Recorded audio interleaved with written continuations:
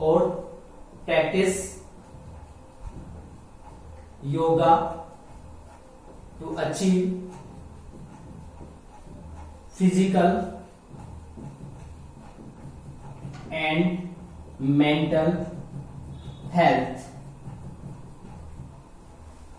यानी कि regular exercise करें या अगर योग करते हैं तो उससे फिजिकल और मेंटल हेल्थ मिल सकती है।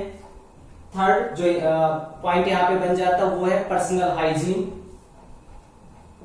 अपने आप को साफ सुथरा रखना, पर्सनल हाइजीन। पर्सनल हाइजीन के बाद नेक्स्ट पार्ट आता है बैलेंस डाइट, यानी कि अगर आपने एक्सरसाइज किया, अपने को क्लीन कर लिया, तो अब बात आती है डाइट की। सो बैलेंस्ड डाइट, ये सारी चीजें हमारे इम्यून सिस्टम को स्ट्रॉन्ग करते हैं, लेकिन हमें ये भी पता होना चाहिए कि जो डिजीज हैं वो स्प्रेड कैसे होते हैं और हमारे बॉडी के किन पार्ट्स को अफेक्ट करते हैं। So awareness about spread of diseases, awareness about spread of diseases and their influence on various body functions। Body के जो काफी सारे फंक्शंस हैं उनके ऊपर क्या इन्फ्लुएंस होगा ये पता होना जरूरी है। सिक्स, डिजीज कैसे स्प्रेड करते हैं, कैसे इन्फ्लुएंस करते हैं, और डिजीज अगर डिजीज को हम कंसीडर करते हैं तो वहां पे ट्रीटमेंट से ज्यादा बेटर होता है उसको प्रिवेंट करना। तो प्रिवेंशन के लिए वैक्सीनेशन और इम्यूनाइजेशन प्रोग्राम के बारे में पता होना जरूरी है। सो नॉलेज अबाउट वैक्सीनेशन और इम्यूनाइजेशन, वैक्सीनेशन और इम्यूनाइजेशन, इसके रिगार्ड में इंफॉर्मेशन होना जरूरी है। Seventh point, there must be knowledge about the proper disposal of waste material, proper disposal of waste materials, proper disposal of waste materials, waste material को कैसे dispose of करते हैं वो भी पता होना चाहिए, क्योंकि वेस्ट मटेरियल के डिस्पोज ऑफ में अगर प्रॉब्लम आती है तो वहीं से काफी सारे वेक्टर्स और माइक्रोब्स का डेवलपमेंट स्टार्ट होता है। अब बात करते हैं वेक्टर्स की, तो वेक्टर्स को कैसे कंट्रोल किया जा सकता है। वेक्टर्स में जैसे मॉस्किटोज, फ्लाइज, जिनकी वजह से काफी सारे माइक्रोब्स ट्रांसफर होते हैं एक पर्टिकुलर साइड से दूसरे साइड पे या एक ह्यूमन बीइंग से दूसरे में, तो इन वेक्टर्स को कैसे कंट्रोल किया जा सकता है। Awareness about the control of vectors को कैसे कंट्रोल किया जा सकता है। Ninth, maintenance of hygienic food and water resources, food और वाटर रिसोर्सेज को कैसे हाइजीन उनकी मेंटेन की जा सकती है। तो ये कुछ फैक्टर्स हैं जिनको अगर हम फुलफिल कर लेते हैं तो हमारी जो हेल्थ है वो अच्छी हो सकती है। So regular exercise, then practice yoga to achieve physical and mental health, then third one is personal hygiene, fourth balance diet. Balance diet यानी कि एक ऐसी डाइट जिसमें carbohydrate, proteins, lipids, minerals, vitamin, roughage, ये सारी चीजें प्रेजेंट होती है एक करेक्ट प्रपोर्शन में, राइट प्रपोर्शन में। Then awareness about the spread of diseases and their influence on various body functions, कैसे कोई डिजीज स्प्रेड करता है, कौन से बॉडी पार्ट को अफेक्ट करता है, ये पता होना जरूरी है। Next, knowledge about the vaccination and immunization, कैसे हम वैक्सीनेशन कर सकते हैं या अपनी बॉडी को इम्यून कर सकते हैं किसी पर्टिकुलर पैथोजन के अगेंस्ट। वेस्ट मटेरियल को कैसे डिस्पोज ऑफ कर सकते हैं। वेक्टर्स जिसकी वजह से डिजीज ट्रांसमिट होते हैं उनको कैसे कंट्रोल किया जा सकता है, और हमारे फूड और वाटर रिसोर्सेज को की हाइजीनिक कंडीशन को कैसे मेंटेन किया जा सकता है, ये कुछ रिक्वायरमेंट होती है। इसके अलावा ड्रग और एल्कोहल का जो अब्यूज होता है, रॉन्ग यूज होता है, उसको अवॉइड करना, ये भी हेल्थ की एक रिक्वायरमेंट होती है। So these are the various requirements of the good health.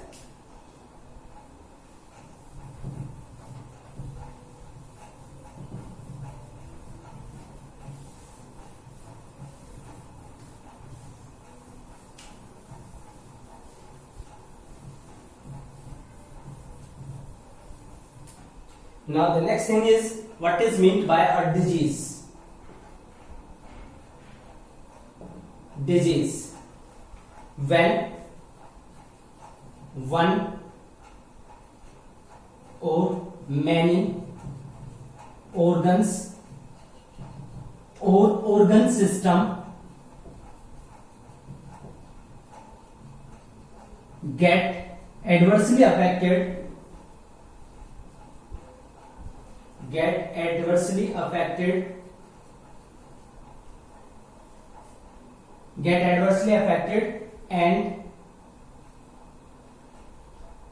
and exhibited in the form of sign and symptoms, then it is known as a disease. जब हमारे बॉडी का कोई एक ऑर्गन या बहुत सारे ऑर्गन या कोई ऑर्गन सिस्टम बुरी तरीके से अफेक्ट हो जाता है और ये जो अफेक्ट है ये एग्जिबिटेड होता है in the form of science और सिम्टम्स की फॉर्म में अगर ये एग्जिबिट होता है तब हम उसको बोलते हैं डिजीज।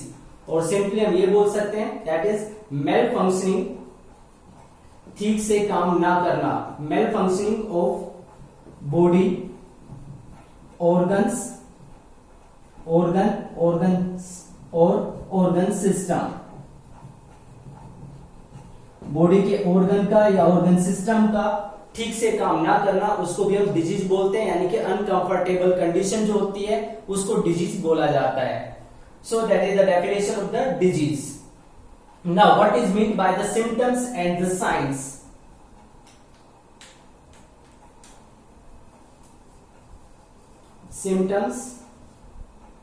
सिम्टम्स क्या होते हैं? These are the morphological or physiological changes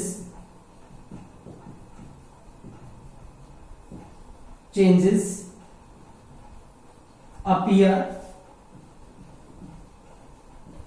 due to a disease। एक डिजीज की वजह से कौन से मॉर्फोलॉजिकल या फिजियोलॉजिकल चेंजेस अपीयर होते हैं उनको हम बोलते हैं सिम्टम्स। तो जिस पर्सन को डिजीज होता है वो अपने सिम्टम्स डिस्क्राइब करता है। फॉर एग्जांपल फीवर होता है तो या कोई पर्टिकुलर डिजीज है तो जब पेशेंट डॉक्टर के पास जाता है तो वो एक्सप्लेन करता है कि उसको हेडेक है, फीवर है, बॉडी एक है यानी कि बॉडी पेन कर रही है उसकी, या कुछ और प्रॉब्लम है, तो वो सारी चीजें उसके सिम्टम्स में इंक्लूड होती है। और जो साइन है वो क्या चीज होती है? साइन ये पर्टिकुलर जो सिम्टम है, सिम्टम्स में से पर्टिकुलर जो सिम्टम है उसको डिजीज से कनेक्ट किया जाता है और ये जो कनेक्शन है डॉक्टर डिस्क्राइब करता है कि एक जितने भी सिम्टम्स बताए गए उन सिम्टम्स को एक पर्टिकुलर डिजीज से रिलेट करना। That is linkage of a particular symptom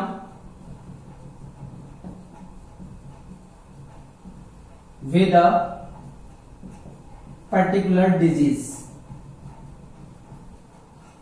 कई सारे डिजीज ऐसे होते हैं जिसमें एक डिजीज कई सारे डिजीज के सिम्टम्स काफी सारे सिम्टम मैच करते हैं। तो यहाँ पे एक डॉक्टर को देखना पड़ेगा कि कौन सा ऐसा पर्टिकुलर सिम्टम है जो एक पर्टिकुलर डिजीज के साथ ही रिलेट करता है। तो ये जो साइन है ये डॉक्टर चेक करता है और उसके बेस पे जो भी सिम्टम आपने बताया उसके बेस पे उसको एक पर्टिकुलर डिजीज से वो कनेक्ट करता है। So these are the sign. So disease एक मेल फंक्शनिंग होती है बॉडी ऑर्गन की और मेल फंक्शनिंग सिम्टम्स और साइन की फॉर्म में रिप्रेजेंट होती है। अब जो डिजीजेज है उसको हम कई कैटेगरी में डिवाइड कर सकते हैं अलग अलग बेसिस पे, लेकिन यहाँ पे हमें जिस बेस पे उसको डिवाइड करना वो है on the basis of pathogen और देयर स्प्रेड। कैसे स्प्रेड करते हैं, या वो पैथोजन की वजह से होते हैं या पैथोजन के बिना डिजीज होते हैं। तो उसके बेस पे जो डिजीज है उसको दो कैटेगरी में डिवाइड किया गया है। Diseases are classified into two categories. दो कैटेगरी में इनको डिवाइड किया गया है। First infectious and second non infectious. जो इन्फेक्शियस है वो क्या होते हैं? Those diseases which can transmit from one person to another। जो एक पर्सन से दूसरे पर्सन में ट्रांसमिट हो सकते हैं, ऐसे डिजीज को बोलते हैं इन्फेक्शियस डिजीजेस। और ये भी कह सकते हैं these are caused by pathogens. ये पैथोजेंस की वजह से होते हैं, जैसे टाइफाइड है, निमोनिया डिजीज है, कॉमन कोल्ड है। ये सारे के सारे जो डिजीज हैं वो एक पर्सन से दूसरे पर्सन में ट्रांसमिट हो सकते हैं और ये पैथोजेंस की वजह से होते हैं, यानी डिजीज कोजिंग एजेंट्स की वजह से होते हैं। नॉन इन्फेक्शियस डिजीज जो होते हैं they can't transmit from one person to another. They can't transmit from one person to another।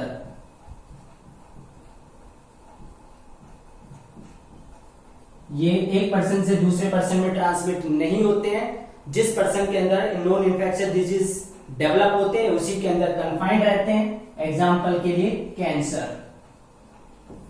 ऐसा नहीं कि जो कैंसर है वो एक पर्सन से दूसरे पर्सन के अंदर ट्रांसफर हो सकती है। ट्रांसफर इस तरीके से नहीं होती है क्योंकि ये पैथोजन की वजह से नहीं होते हैं। तो बेसिक कैटेगरीज ये दो है, infectious and non infectious diseases.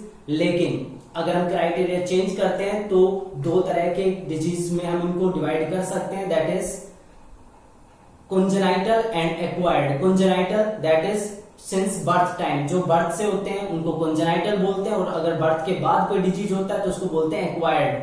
तो अब एक्वायर्ड के अंदर बहुत सारे कैटेगरीज बन सकते हैं, उसमें इन्फेक्शियस डिजीज भी आ सकते हैं और डेफिशिएंसी यानी नॉन इन्फेक्शियस वन भी आ सकते हैं, जैसे विटामिन या आयरन या कार्बोहाइड्रेट या प्रोटीन की डेफिशिएंसी बर्थ के बाद हो सकती है, वो सारे एक्वायर्ड में आ जाएंगे।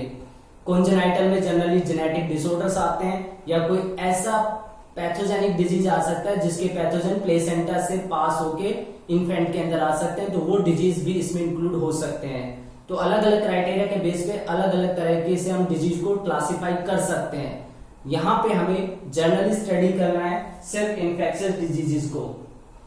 नॉन इन्फेक्शियस में एक और कैटेगरी आती है डीजनरेटिंग डिजीजेस, मतलब यहाँ पे बॉडी के जो पार्ट्स हैं वो मेटाबॉलिज्म एरर की वजह से जो मेल फंक्शनिंग है वो शो करना स्टार्ट कर देते हैं, यानी कि ठीक से काम नहीं करते। तो उसकी वजह से ही जैसे कैंसर है या ब्लड प्रेशर है, डायबिटीज है, इस तरह के डिजीज डेवलप होते हैं नॉन इन्फेक्शियस के केस में। Now the next one is infectious disease. कौन कौन से इन्फेक्शियस डिजीजेज हैं, कौन कौन से ऑर्गेनिजम्स हैं जिसकी वजह से ये डिजीज होते हैं। Now the next one is common human diseases. जो ह्यूमन डिजीज है वो किस तरीके से हो सकते हैं। There are various classes, there are various classes which causes diseases। काफी सारी क्लासेस है ऑर्गेनिजम्स की जिनकी वजह से डिजीज होते हैं। जैसे जो क्लासेस हैं वो कौन कौन सी है। वायरस की वजह से डिजीज हो सकते हैं, bacteria, protozoa, fungi, helminths etcetera. ये कुछ क्लासेस, ये ऑर्गेनिजम्स हैं जो कुछ क्लासेस से बिलोंग करते हैं जिनकी वजह से काफी सारे डिजीज हो सकते हैं। अब जो डिजीज हैं उसमें होता क्या है, यानी कि जो भी ऑर्गेनिज्म है जिसकी वजह से डिजीज होता है उसको हम बोलते हैं पैथोजन। पैथो का मतलब होता है disease generating agents. Disease generating agents are known as pathogens. Disease generate करने वाले जो एजेंट्स हैं उनको हम पैथोजेंस बोलते हैं। जो पैरासाइट्स हैं, most of the parasites most of the parasites are pathogens.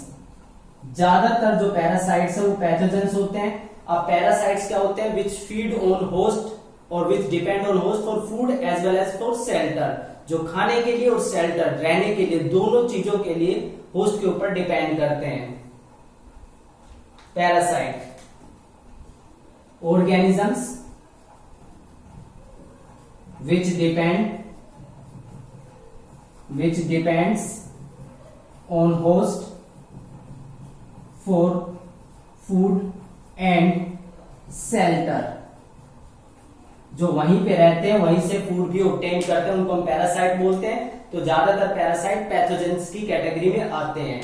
अब जो पैथोजेंस हैं उनके पास तरीके होते हैं कि वो उनके अंदर कई सारे तरीके जिसे बॉडी के अंदर एंटर कर सकते हैं। Pathogens can enter the body by various means. काफी सारे तरीके हैं जिससे पैथोजेंस बॉडी के अंदर एंटर कर सकते हैं by various means. Then multiply, अपने नंबर इंक्रीज कर सकते हैं। And then interfere with body functions. और फिर बॉडी के जो फंक्शंस हैं उसको ये इंटरफेयर करते हैं। तो पैथोजेंस के एंटर के काफी सारे तरीके हो सकते हैं। मल्टीप्लाई वो करते हैं और उसके बाद वो बॉडी को इंटरफेयर करना स्टार्ट करते हैं। डायरेक्टली एंटर करते के साथ ही वो बॉडी को इंटरफेयर नहीं करते हैं। तो सबसे पहले वो बॉडी में एंटर करते हैं, देन मल्टीप्लाई करते हैं और फिर इंटरफेरेंस वो स्टार्ट करते हैं। और वो इंटरफेरेंस फिर सिम्टम्स की फॉर्म में अपीयर होती है, यानी कि जो भी इंटरफेरेंस है उससे वो सिम्टम्स अराइज होते हैं। अब जो पैथोजेंस हैं उनकी जो एंट्री है, एंट्री के लिए वर्ड यूज किया जाता है, that is the portals of entry.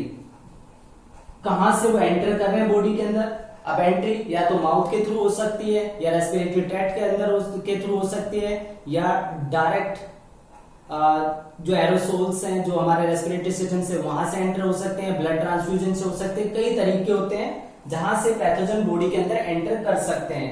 Similarly there are various portals of exit.